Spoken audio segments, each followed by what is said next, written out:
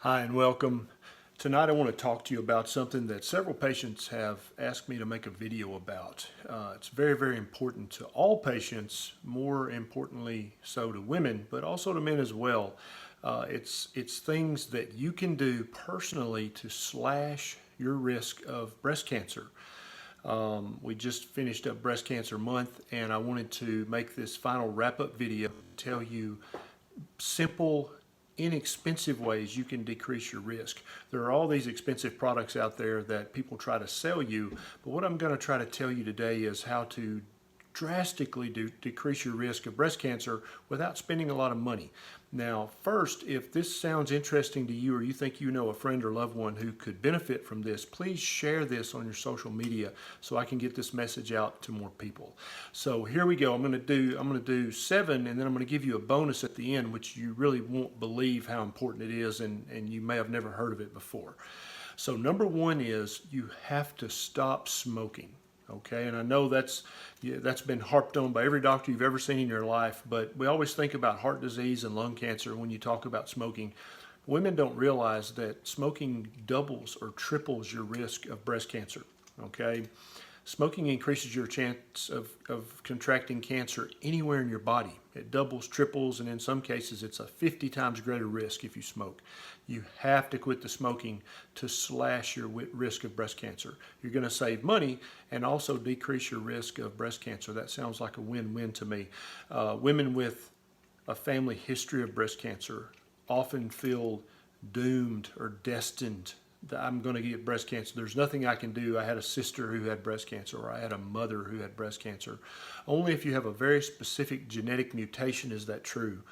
In most cases, women can decrease their risk more by stopping smoking than it would increase their risk if they had a sister with breast cancer.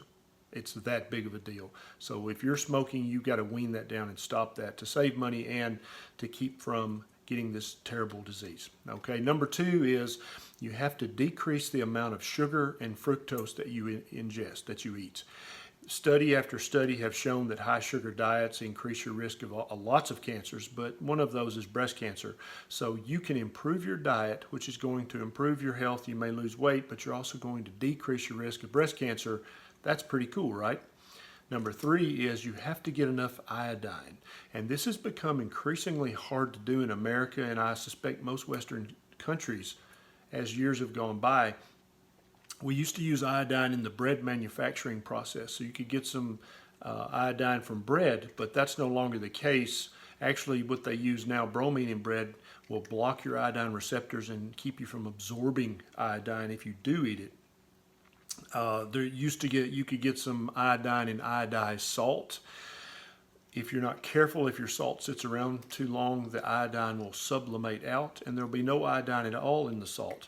I recommend most of my patients to eat an unprocessed sea salt, and many times there's not much iodine in that at all either.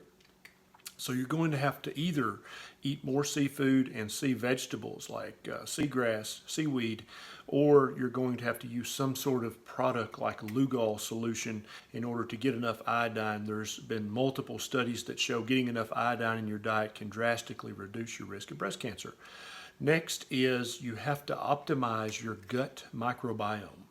Yeah, your gut bugs, that bacteria in your belly that you keep hearing more and more about. That's really a huge deal in medicine and a big deal for your health. You really want to take care of the bacteria in your gut by never taking unnecessary antibiotics, by eating a good keto, paleo diet that's very vegetable rich, that will feed the good bacteria and starve the bad bacteria to death. And also just by living a good lifestyle. And also by taking a good quality probiotic, one of the very few supplements that I actually recommend people spend money on. But if you optimize your gut bacteria, that's actually going to decrease your risk of cancer anywhere, also breast cancer. Okay, the next one is to decrease or avoid completely soy products. Soy is a phytoestrogen, or contains a phytoestrogen that can mimic estrogen in your body's estrogen receptors and actually increase your risk of breast cancer.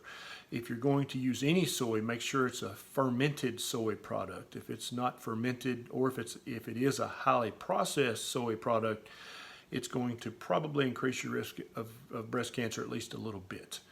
The next is to get enough vitamin D. Vitamin D has been shown in several European studies to drastically reduce your risk of cancer anywhere, including the breast. So I recommend all my patients take between 2 and 10,000 international units of vitamin D3 every day. If you're going to take more than 2,000, you probably need to do that in connection with a trusted doctor, a learned health partner who can check your lab work once or twice a year to make sure that you're not getting too much. But I almost never see that happen, and I check vitamin D levels every day. Vitamin D is going to be very protective for you for breast cancer, and it costs pennies a day. The next is to lose some weight. You want to approach your ideal body weight. Multiple studies have shown that being overweight increases your risk of cancer all over your body, but also in the breast. So if you're a little bit overweight, then slowly but surely convert to that ketogenic paleo diet with some intermittent fasting, get the extra weight off, and you're going to slash your breast cancer risk and be healthier to boot. The last one is the bonus one, and that's to avoid xenoestrogens. What's that? That's a big word, right? Basically, what you can do to avoid most xenoestrogens is to never eat or drink any food or liquid that has been heated up or has been hot in a plastic container.